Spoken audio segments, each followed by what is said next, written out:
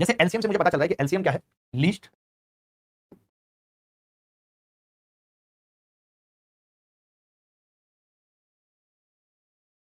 Least common multiple. Least common multiple LCM की full form होती है। तो सबसे पहले ये जानना जरूरी है कि मल्टीपल क्या है, ये जानना जरूरी है कॉमन क्या होता है, ये जानना जरूरी है लीस्ट क्या होता है। ठीक है, लीस्ट कॉमन मल्टीपल, हिंदी में इस चीज को कहते हैं लघुत्तम समावर्त। लघुत्तम मतलब छोटा, लघुत्तम समावर्त। लेकिन हम इतना बड़ा नाम इसका नहीं लेंगे, हम इसका नाम बहुत छोटा सा लेंगे, लेस। ठीक है, हम इसका नाम क्या लेंगे, less, simple. Least common multiple लघुत्तम समावर्त। अब देखना एक बहुत छोटी सी चीज समझना, पहले जानना जरूरी है कि मल्टीपल का मतलब क्या होता है। मल्टीपल को हम कहते हैं गुणज। ठीक है, जैसे अगर मैं 12 और 16 की बात कर रहा हूं, मैंने यहाँ पे दो संख्या लिखी हुई है, हमेशा वही संख्या लिखता हूं। मैंने यहाँ पे दो संख्या लिखी हुई है 12 और 16। ठीक है, तो अगर मैं 12 के मल्टीपल की बात करूं, गुणज की बात करूं, तो आप ये कहेंगे कि 12 का गुणज खुद 12 भी है मल्टीपल। 12 दूनी 24, 12 24 36 48 60। मैंने ये कहा मल्टीपल क्या है, 12 24 36 48 60। ये सब ऐसे बहुत सारे मल्टीपल 12 के होंगे। ठीक है, जब हम 16 की बात करते हैं तो 16 के मल्टीपल 16 कम 16, 16 दूनी 32, 16 तीन 48, 16 चौका 64, ऐसे 16 के भी बहुत सारे मल्टीपल चलते रहेंगे। ठीक है, जब मैं बात करूंगा इन मल्टीपल की कि कॉमन इनमें कौन कौन सा है, कि भाई कॉमन मल्टीपल कौन कौन से। कॉमन मल्टीपल, कॉमन का मतलब होता है उभयनिष्ठ जो दोनों में है।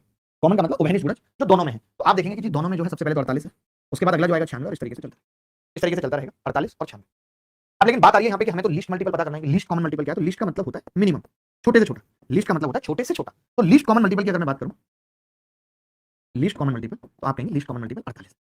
48 सबसे छोटा है, तो ये 48 इसका क्या हो गया, एलसीएम हो गया। तो ये हमें जाना पहले तो, क्योंकि बहुत बच्चे ऐसे होंगे जो बिल्कुल नए हैं, जिनको ये ही नहीं पता कि एलसीएम क्या होता है, लीस्ट कॉमन मल्टीपल। तो ये 48 है, मैंने दो संख्या ली 12 16, मैंने जाना मल्टीपल क्या है, 12 1 12, 12 दूनी 24, 12 के गुणज है। ठीक है, 12 को गुणा करके माना गया। ये 16 के क्या, 16 के गुणज 16 32 48 64। कॉमन मल्टीपल क्या है इनके, 48 और 96। ऐसे लीस्ट कॉमन मल्टीपल क्या है, 48 एलसीएम। तो हमने जाना एलसीएम क्या है। अब आपने देखा कि एक ऐसी संख्या है एलसीएम 48, एक ऐसी संख्या है जो 12 से भी कटेगी और जो 16 से भी कटेगी। भाई क्योंकि ये इसका गुणज है, अगर ये इसका गुणज है तो दोनों से कटेगी, 12 से भी कटेगी 16 से भी कटेगी। तो क्या मैं इसके डेफिनेशन में ये कह सकता हूं कि एलसीएम ऑफ टू नंबर्स या three numbers is the smallest number which is divisible by all the numbers. एक ऐसी छोटी से छोटी संख्या को ढूंढना है जो सबसे कट जाए, वो उसका एलसीएम होगी। तो मैं एलसीएम की डेफिनेशन पे बात कर लेता हूं। अभी देख पा रहे हैं सब बच्चे, सब कुछ अच्छा चल रहा है एक लाइन में। उसके बाद आगे बढ़ेंगे, एलसीएम निकालने के तरीके क्या हैं, किस किस तरीके के सवाल उस पे बन सकते हैं, किस किस तरीके के हाल फिलहाल पेपर में उस पे बात करेंगे। आप में से कोई भी बच्चा चाहे वो 8th क्लास में 9th में 10th में है, वो कैट तक की तैयारी कर रहा है, हम उन सबके लिए ये गणित पढ़ा रहे हैं। अगर कोई हमें कहेगा LCM of x y z बताओ, इतनी सी बात किसी ने हमसे कही LCM of x y z बताओ, तो हम यहाँ पे एक छोटी सी बात कहेंगे कि LCM of x y z is the smallest number, is the smallest, यानी एक्स वाई जेड का एलसीएम वह छोटी से छोटी संख्या है दैट इज डिविजिबल। ये जो डेफिनेशन है ना, ये जो डेफिनेशन है, कई बार पेपर में सवाल ऑप्शन से सिर्फ इस डेफिनेशन से कर लेंगे कि मुझसे अगर एलसीएम पूछा गया है और मुझे पता है कि एक्स वाई जेड से कटेगी और ऑप्शन में अगर एक ही संख्या एक्स से कट रही है, तो मैं सीधे आंसर बता दूं। मैंने ये कहा कि एक्स वाई जेड का एलसीएम वह छोटी से छोटी संख्या है जिसे एक्स वाई जेड से पूरी तरह से काटा जा सकता है। बात समझ के, यही हमने पीछे दिखाया, वह छोटी से छोटी संख्या जो एक्स वाई जेड से विभाज्य है वो एक्स वाई जेड का एलसीएम होगी। हिंदी में बोल रहा हूं, आप खुद से लिख सकते हैं। आपको मालूम है कि मेरी हिंदी थोड़ी सी कमजोर है, I always talk in English और समली लोग अभी जुड़े उनको बता देता हूं। मैंने कहा कि एलसीएम लीस्ट कॉमन मल्टीपल होता है और आपको जानना जरूरी है कि पहले मल्टीपल क्या होते हैं। तो मैंने 12 के मल्टीपल बताए, 12 24 36 48 60 72। फिर मैंने 16 के मल्टीपल बताए, 16 32 48 64 80 96। फिर मैंने कहा कॉमन मल्टीपल 48 96, ऐसे आगे और भी होंगे, जिसमें लीस्ट कॉमन मल्टीपल 48 है, ये एलसीएम होगा। फिर हमने एलसीएम की डेफिनेशन बताई कि LCM of x y z is the smallest number which is exactly divisible by x y z, यानी एलसीएम एक्स वाई जेड का वह छोटी से छोटी संख्या है जो एक्स वाई जेड से पूरी तरह कटेगा। ठीक है, अब मुद्दा आता है कि हाउ टू फाइंड एलसीएम। अब चीजें मुश्किल शुरू हो जाएंगी, how to find LCM, LCM निकाला कैसे जाए। तो सब लोगों को पता है, सब लोग वही तरीका बस ये बचपन में पढ़ा होता है और हम ये शुरू कर देते हैं वैसे खांचे बना के। गुजिया नहीं है होली में जो सांचा जरूरी है, और भी तरीके होते हैं, बताओ। तो पहला तरीका हम पढ़ रहे हैं एलसीएम निकालने का, वो है prime factor method. Prime factor का मतलब क्या है, अभाज्य गुणनखंड विधि। हिंदी लिखेंगे इसके अभाज्य गुणनखंड विधि।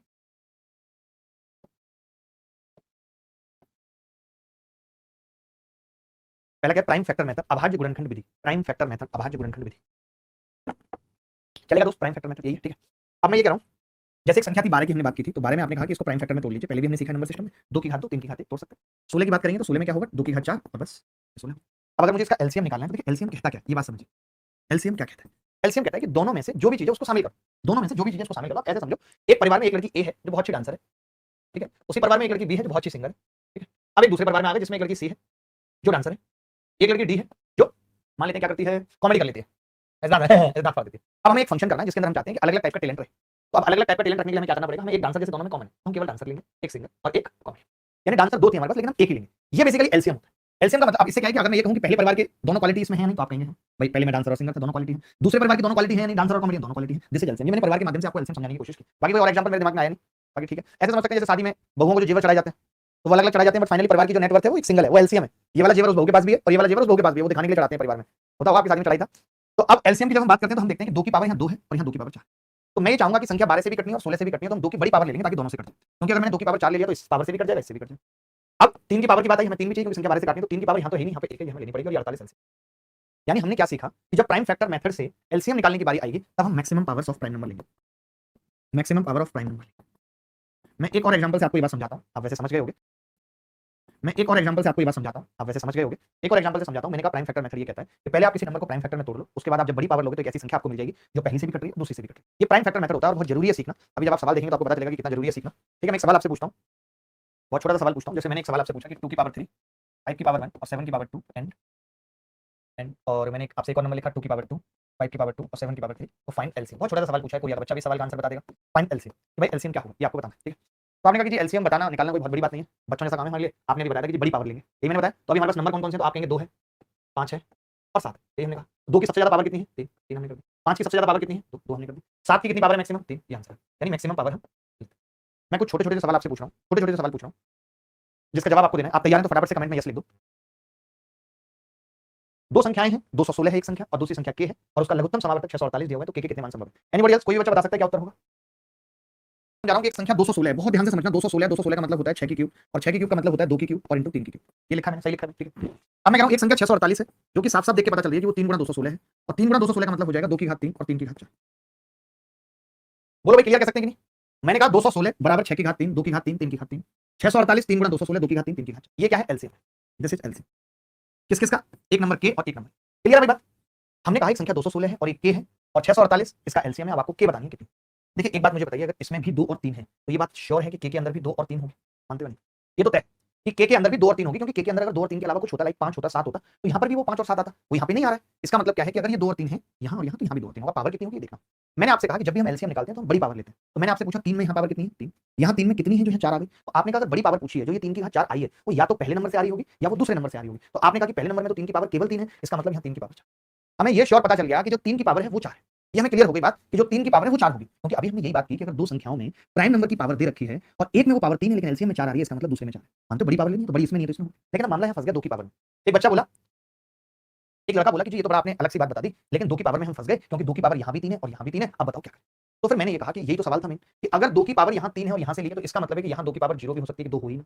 यहाँ 2 की पावर 1 भी हो सकती है, यहाँ 2 की पावर 2 भी हो सकती है और यहाँ 2 की पावर 3 भी हो सकती है। अगर यहाँ 3 होगी तो भी यहाँ 3 आएगी, यहाँ 2 होगी तो हम ये वाली 3 उठा लेंगे, यहाँ 1 होगी तो हम ये वाली 3 उठा लेंगे, यहाँ 0 होगी तो हम ये उठा लेंगे। यानी 3 की पावर तो के में फिक्स है, बट 2 की पावर फिक्स नहीं। 2 की पावर 0, 1, 2, 3 कुछ भी हो सकती है। अब एक बच्चा कहेगा सर आपने 4 क्यों नहीं लिखी 2 की पावर, क्योंकि अगर इसमें 2 की पावर 4 आ जाती तो एलसीएम में भी 4 होती, क्योंकि यहाँ 3 है। मैंने इनको भी ये समझाया है कि जब हम एलसीएम निकालते हैं तो प्राइम नंबर की मैक्सिमम पावर लेते हैं।